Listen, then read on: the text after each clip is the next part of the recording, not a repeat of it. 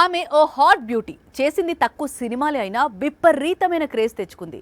డాన్స్తో ఎంతో మందిని మెస్మరైజ్ చేసిన తను సహజ నటనతో కోట్లాది మంది అభిమానులను సొంతం చేసుకుంది.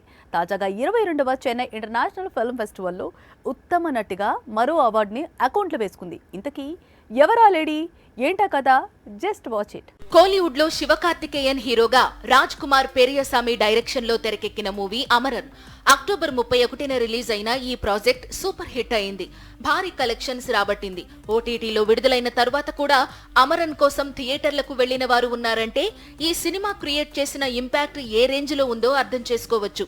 ఈ మూవీలో రెబెక్కా వర్గీస్ పాత్రలో నటించిన సాయి పల్లవికి తాజాగా చెన్నై ఇంటర్నేషనల్ ఫిల్మ్ ఫెస్టివల్లో అవార్డు దక్కించుకుంది. తమిళనాడులో 22వ Chennai international film festival grand గా జరిగింది. 6,000 మంది హాజరైన ఈ ఫెస్టివల్లో 50 దేశాల నుండి వచ్చిన 180 సినిమాలు ప్రదర్శించారు. ఇందులో అమరన్ సినిమాకు ఉత్తమ నటిగా సాయి పల్లవి, మహారాజా సినిమాకు ఉత్తమ నటుడిగా విజయ్ సేతుపతి అవార్డ్స్ అందుకున్నారు. చెన్నై ఇంటర్నేషనల్ ఫిల్మ్ ఫెస్టివల్లో సాయి పల్లవికి అవార్డు రావడం ఇదేమీ కొత్త కాదు. గతంలో తను హీరోయిన్ గా నటించిన గార్గీకి బెస్ట్ యాక్టర్ ఫీమేల్ గా అవార్డు అందుకుంది. ఈ ప్రాజెక్ట్ కమర్షియల్ గా వర్కౌట్ కాకపోయినా సాయి పల్లవి నటనకు మంచి మార్కులు పడ్డాయి.